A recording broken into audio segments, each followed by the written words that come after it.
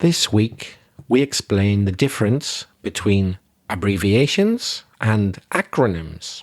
And you'll learn some commonly used abbreviations and acronyms that sometimes confuse learners of English. Welcome to Aprender Inglés con Reza y Craig.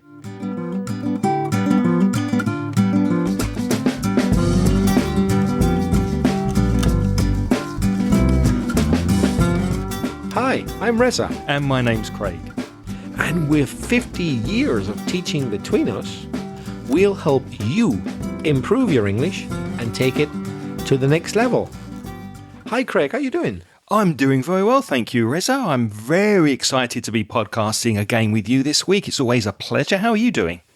I feel exactly the same as you. I can't wait to get into this next episode because it's been a while. I haven't seen you in, about a month or so. Yeah, for new listeners, we do record these podcasts in batches, which means 3 together. And I'm over here at Reza's flat, a lovely sunny... What day is it today? Thursday. Thank you. Thursday morning, and we're ready to kick off with this podcast about abbreviations and acronyms. BTW, which means... By the way, before we begin, I want to say a huge thank you to the students who have recently helped me to beta test my B2 First online course. And I know that most of them are listeners to the podcast. So thank you, Maria Eugenia, Judith, Erasmo, Carla, Jefferson, Beatriz, Fernando, Maria, Luis, and Pedro. It was a lot of fun working with you this past month. What's first this week, Reza? In this episode, we're going to start off with a voice message which comes all the way from Peru. And I would have said that this person is called Germán, but I've listened to the message and he pronounces it German. So here's a message from German from Peru.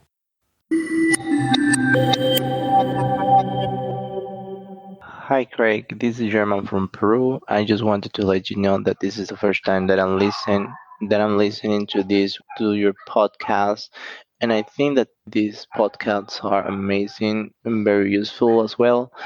On the other hand, I was able to watch some videos on YouTube, the one that you were making with Monica, and I consider that you two both are amazing. The information that you are giving us are this information comes in handy since I'm actually getting ready to take the CAE exam. So I hope, and I'm so eager to watch more videos like those. Regards from Peru. Bye bye.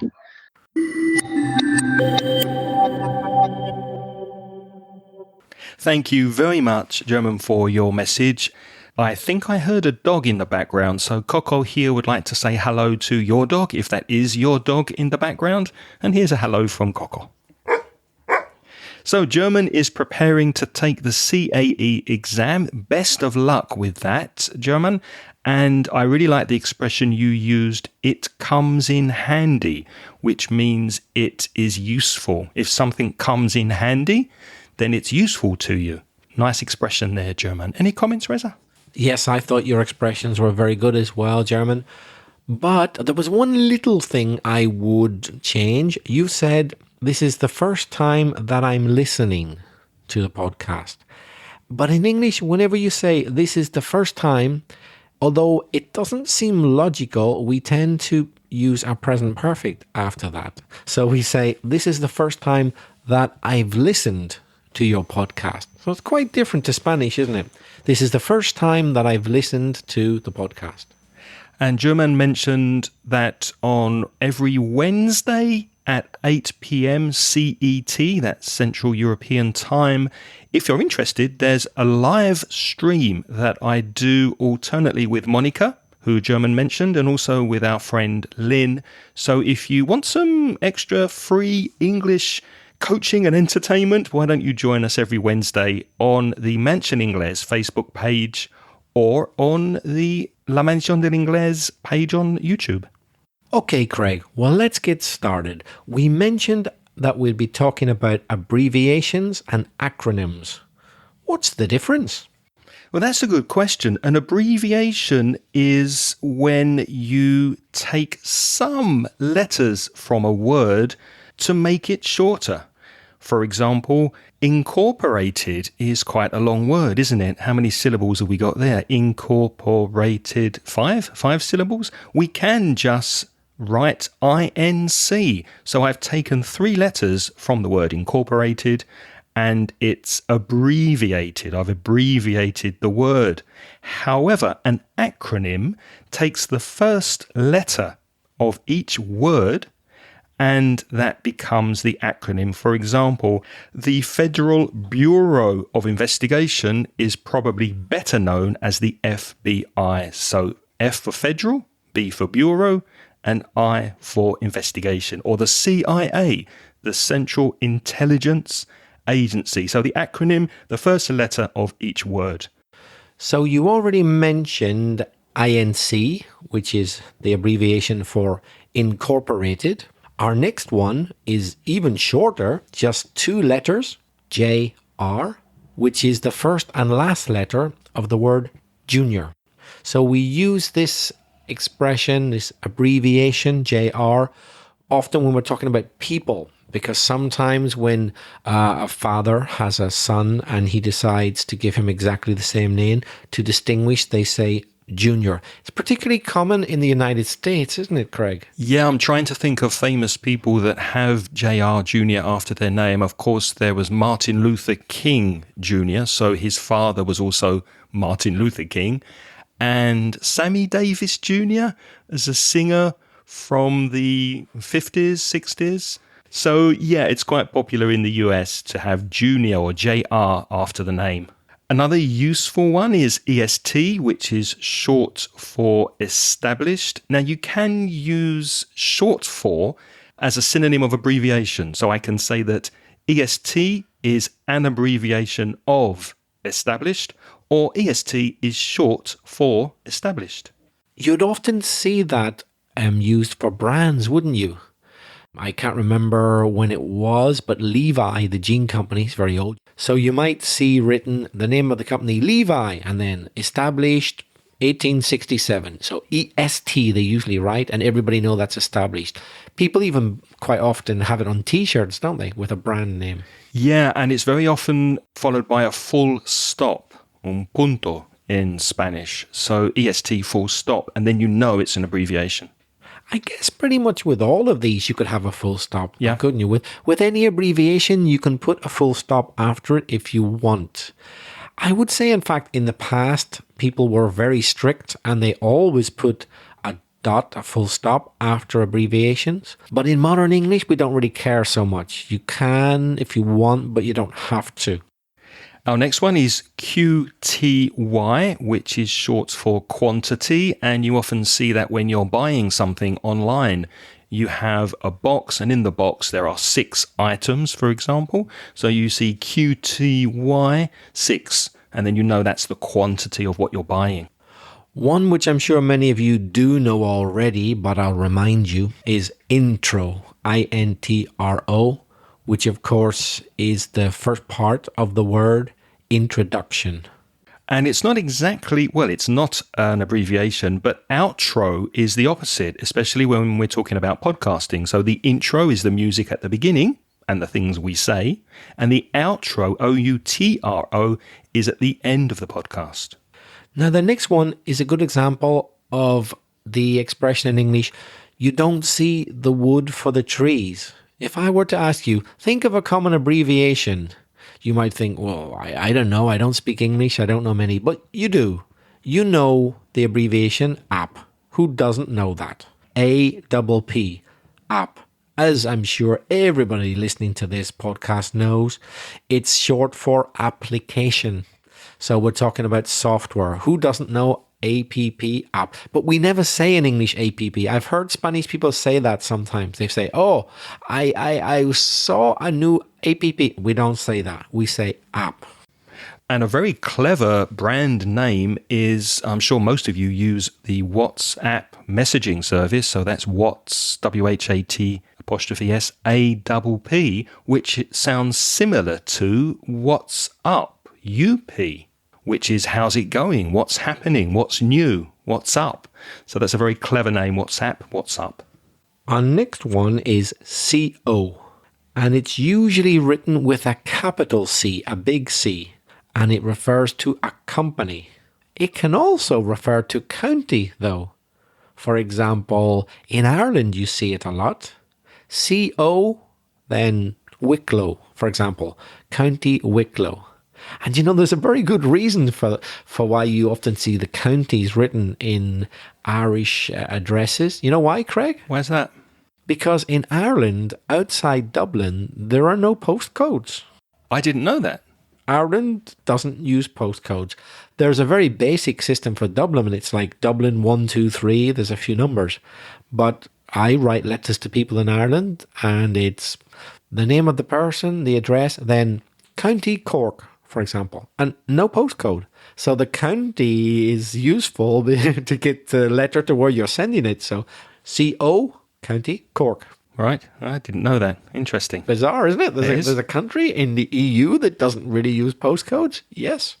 If you're writing emails and sometimes letters, although not so common these days, letters, are they? You might see ATTN in an email, and that means for the attention of. And there's also an acronym, which is very similar, FAO, which is also for the attention of. And there you can see very clearly in that example, the difference between an abbreviation, ATTN, attention, and an acronym for the attention of, FAO. When I was a teenager, there was a popular rude version of FAO. Were you familiar with that? No, I wasn't. I obviously didn't go to the same school. No, well, I'll leave you to Google that. There is a rude version of FAO. Keeping on the theme of business and writing inside companies, you often see DEP or DEPT, which is short for department. So you might have DEPT accounts, which is the accounts department, marketing department, sales department, etc. DEP or DEPT department is very common in hospitals because there are lots of departments in a hospital. Another one, which is very common in hospitals, is APPT, appointment. APPT is short for appointment, like a doctor's appointment. Our next one is probably more well-known, more common in the abbreviated form than in the full form, and that's Wi-Fi. Wi-Fi actually stands for wireless fidelity, but that takes a long time to say, and people are lazy, so we just say Wi-Fi. And be careful of the pronunciation because it's Wi-Fi, not Wi-Fi. So it's Wi-Fi. The sound is I.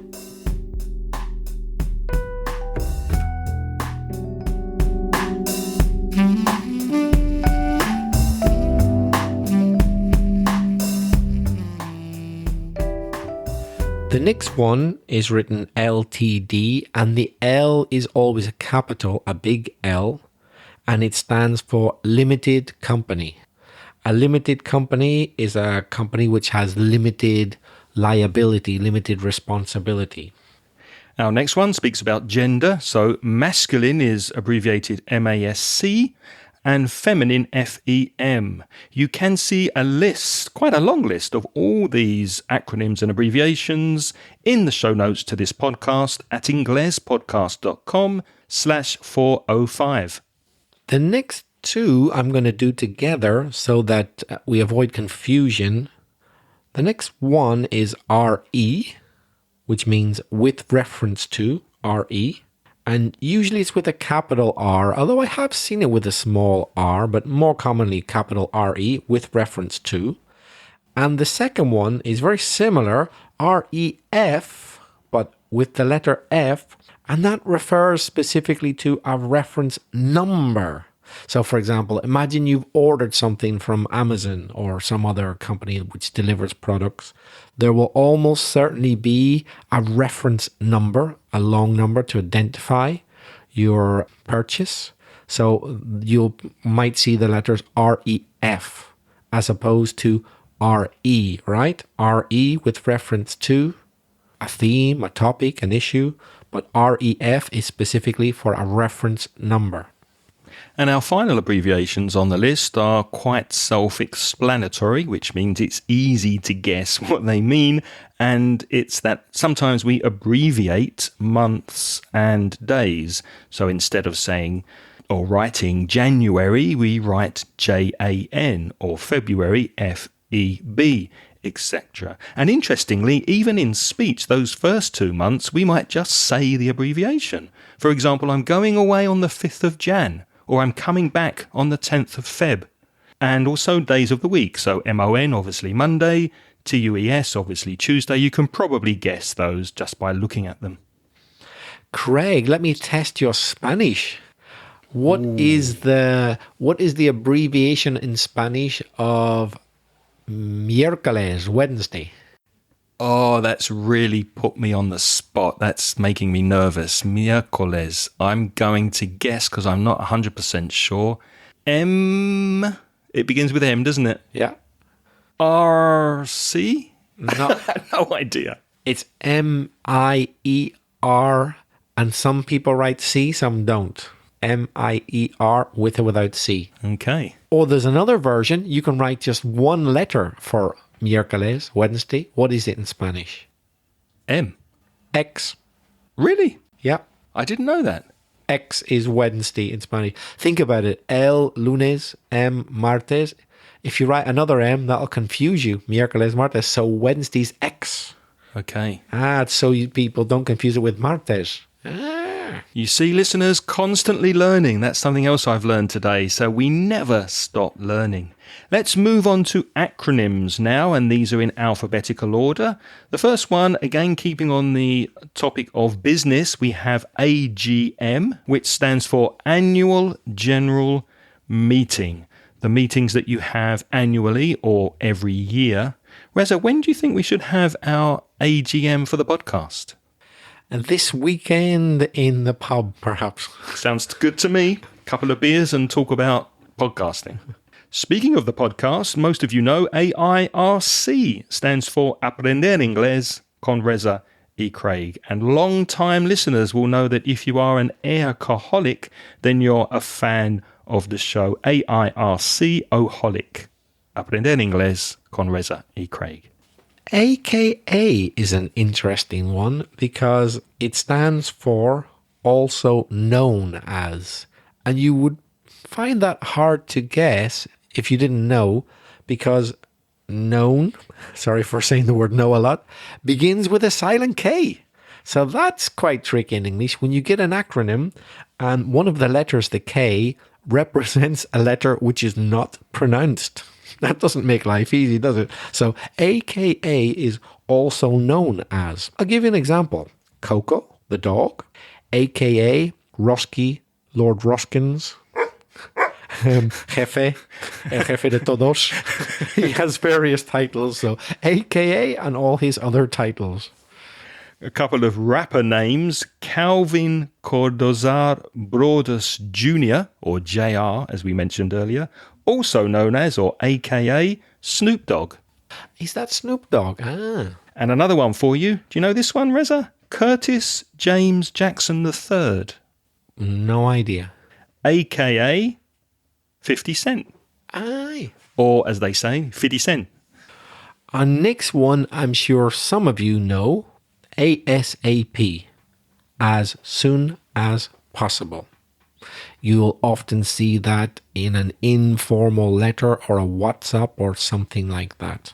And that's another example of an acronym that we actually use in speech. So I might say to Reza, I'll send you the show notes to this podcast ASAP, or even ASAP. The next one is one which all native speakers have seen, but I bet there's some native English speakers who don't know what it stands for. ATM. They know it's the cash point, the cash dispenser, the machine that gives you the money, but they might not know that it's automated teller machine. I've also seen automated telling machine, a little variation, automated teller or telling machine. The hole in the wall where you get the money. And speaking of Coco the dog, that we were speaking about him earlier, I haven't seen him for a while, Reza. I think he's gone AWOL. What does that mean, to go AWOL? Yes, he often goes absent without leave. That means he hasn't been given permission. He's just deserted. He's gone away. Like a soldier who's deserted his post. So we can't find him. But Craig, don't worry. There's a pretty easy way. Just produce a little doggy biscuit. And he'll come running. He'll come running. You'll find him. At the moment, he's AWOL. We have spoken in depth, which means to great extent. We've spoken a lot about education in past podcasts. So just very briefly, educational acronyms. We have BA, which is Bachelor of Arts, BSc, Bachelor of Science, BSOCSC, Bachelor of Social Science. By the way, you don't have to be a man to be a bachelor. A bachelor can mean an unmarried man, but in the world of education, it's purely an undergraduate student. Reza, you just said, by the way. Well, there is an acronym for that. BTW, very commonly used in text messages. The next one is one I love to see written when I go out to a restaurant, which is BYO, or I've also seen BYOB. And it stands for bring your own, and the B, bottle. In Spain, it's very unusual to find such restaurants, but in the UK, there are restaurants where you can bring your own bottle. In other words, you can bring your own wine or beer from home and open it in the restaurant.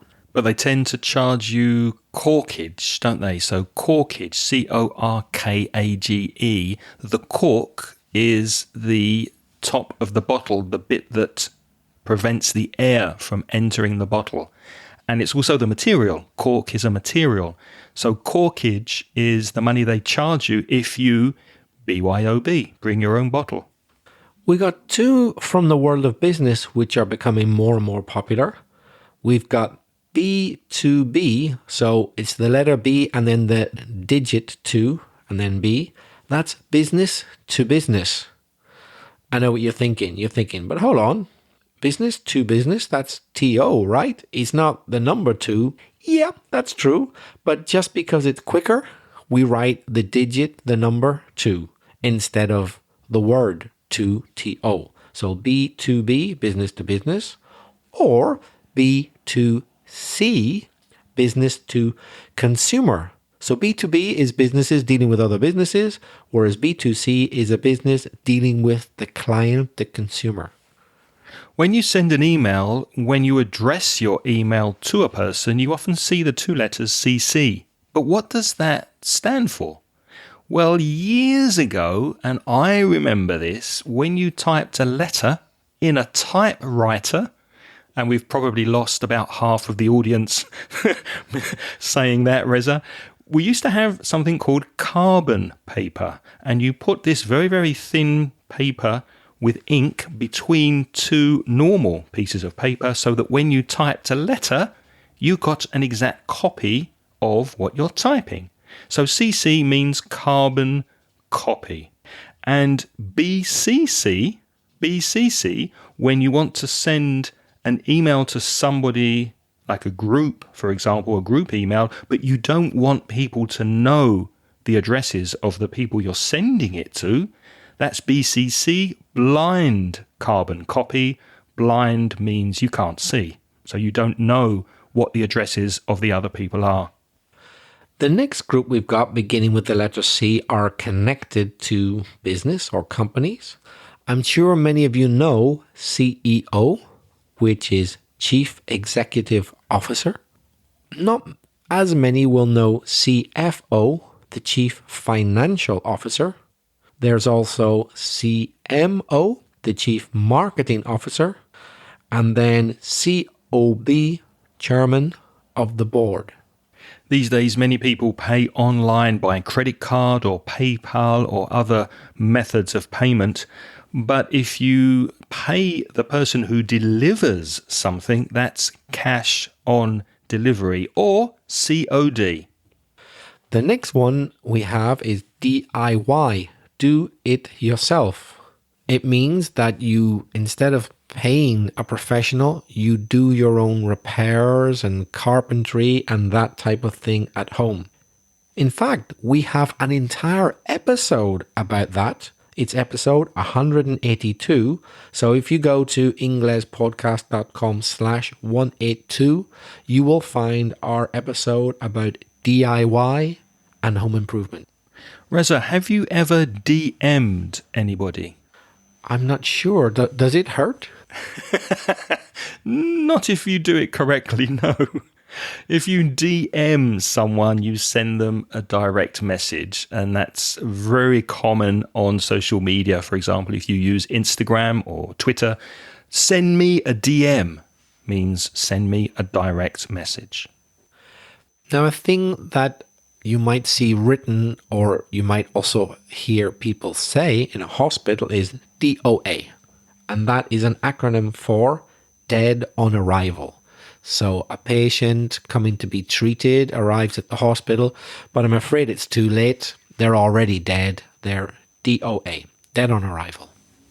And similarly, DOB, the opposite, date of birth, when you were born. So if somebody asks you for your DOB, or you see DOB on a form that you have to fill in, which means complete, that means the day you were born, your date of birth.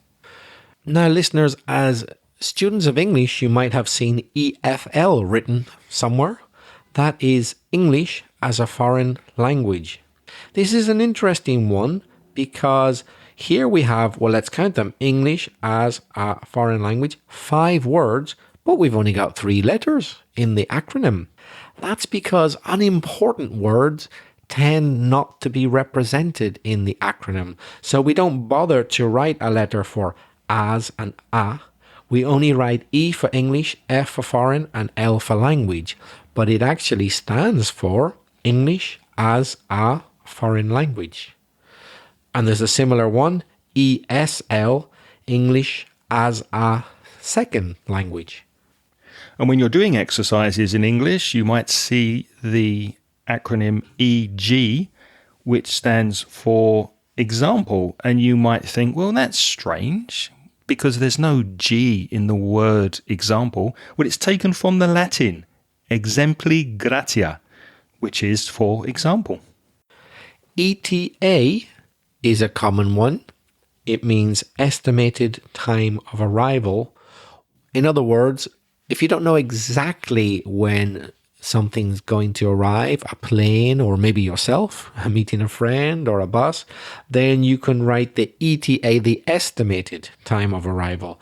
Again, notice that the word of, because it's not important, it doesn't get represented with any letter. It's just 3 letters, ETA, but representing 4 words, estimated time of arrival.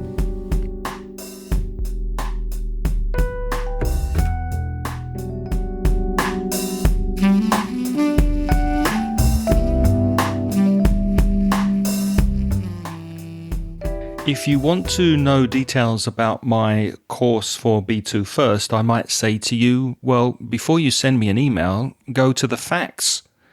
And now I'm not being rude. I'm not saying something rude to you. Facts, I'm saying FAQ, the frequently asked questions. So on many websites, if you see FAQ, those are the questions that people tend to ask, the common questions that you can use as a reference to check if your question has already been answered.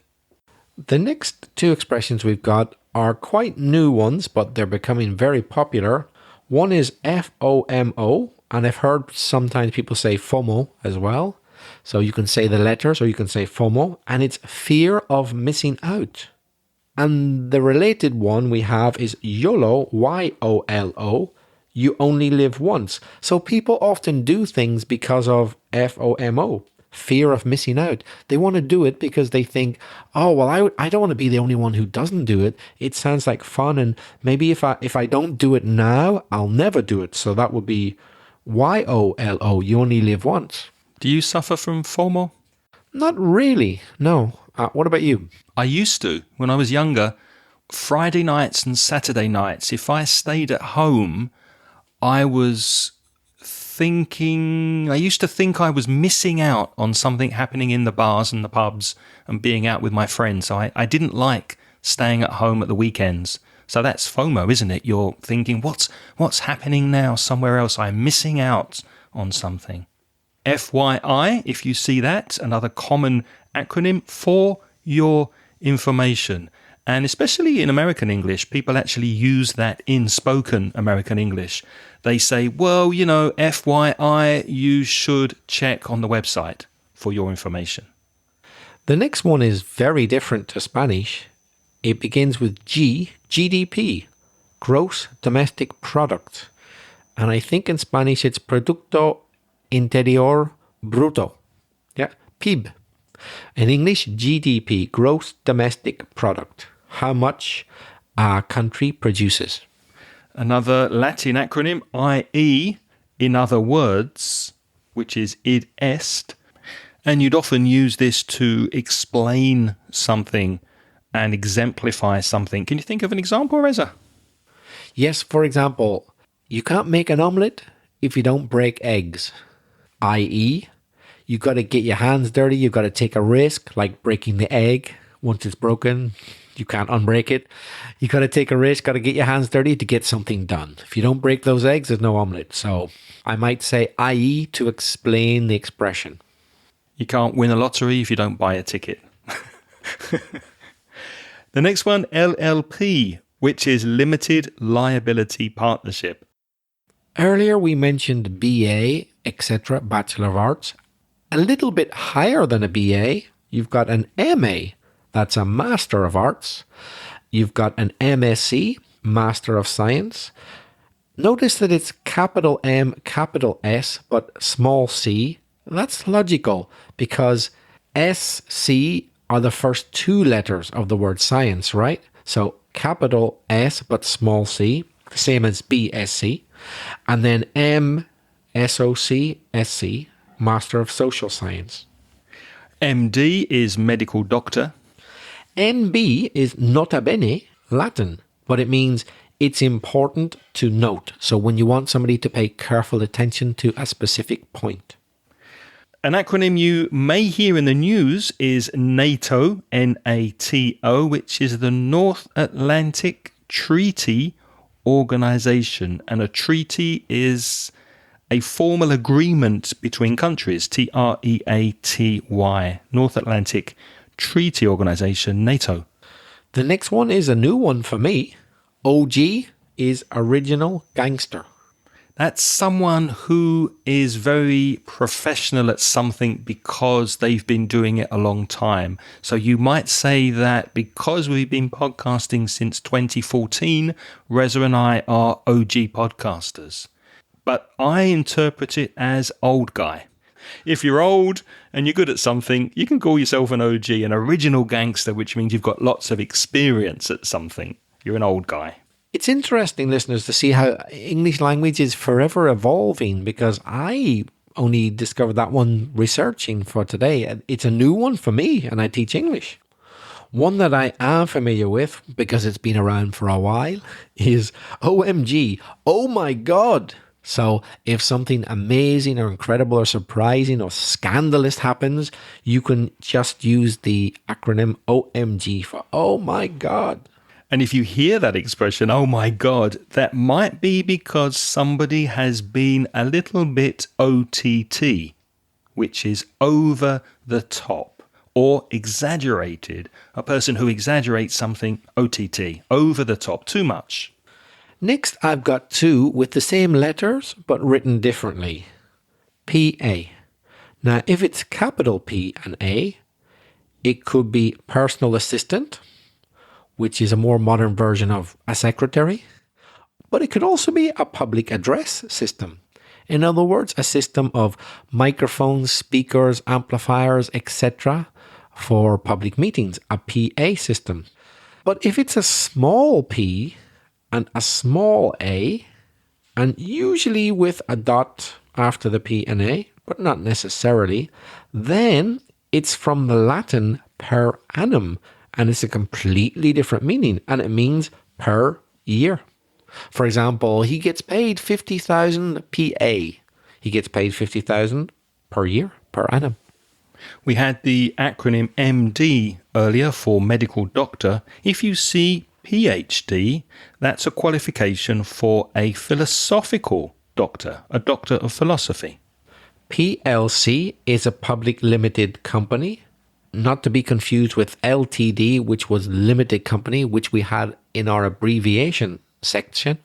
When you finish an email or a letter, if you're still writing letters, and you're a Spanish speaker, we know we have many Spanish speakers listening to this podcast, you might think of something extra that you forgot to write in your email, and you might write PD.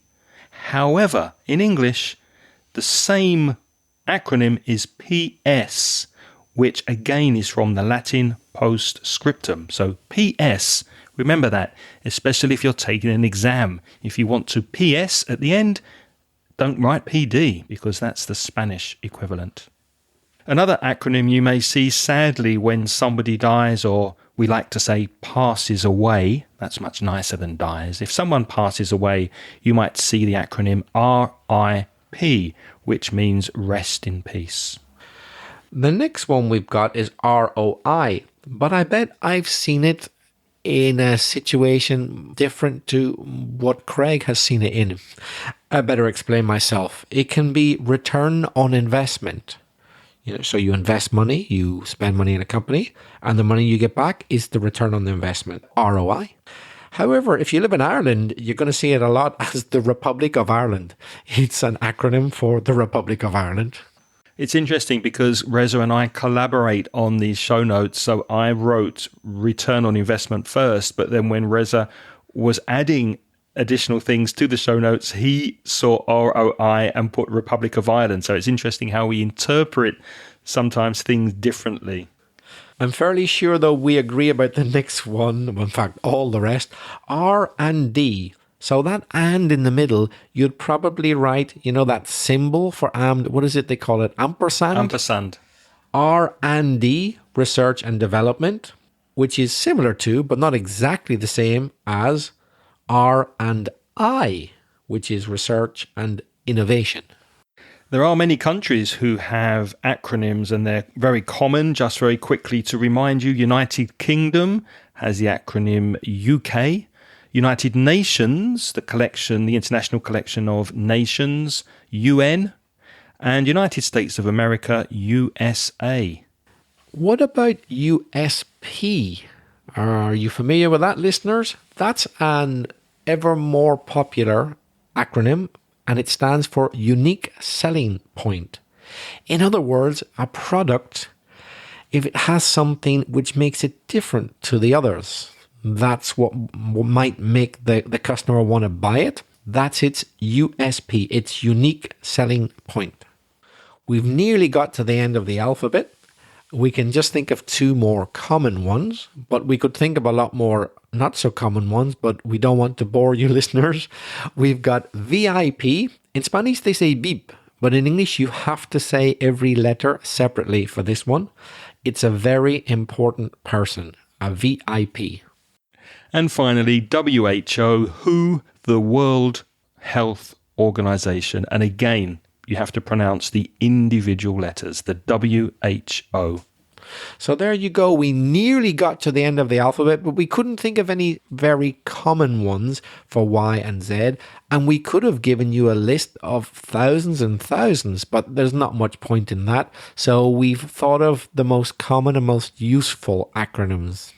And if you can think of more, or maybe you've seen an abbreviation or an acronym and you're not sure how to use it or what it means, please let us know and we'll tell you now how you can get in contact with us. We love to hear your voices, so our preferred way of contact is by sending us a voice message, as German did. And to do that, go to speakpipe.com, speakpipe.com/English podcast. Reza, how can people reach us by email?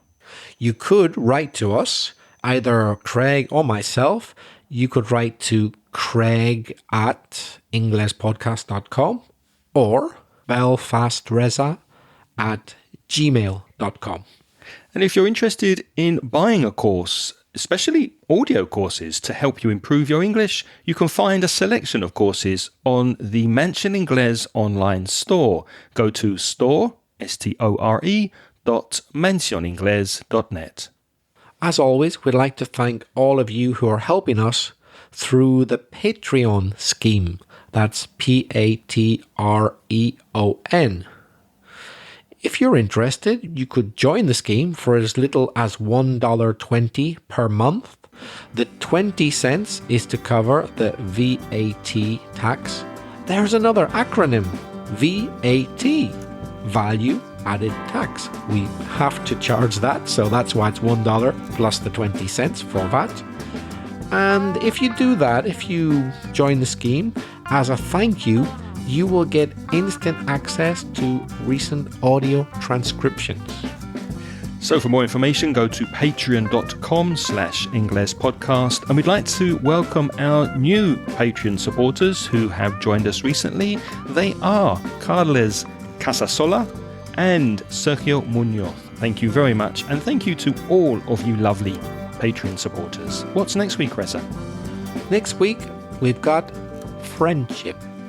And talking of friends, if you've enjoyed this podcast and you've learned something, please tell your friends so that more people can listen to us. Until next week, thank you so much for keeping us company. Until next time, it's goodbye from me. And it's bye-bye from me. The music in this podcast is by Pids. The track is called See You Later.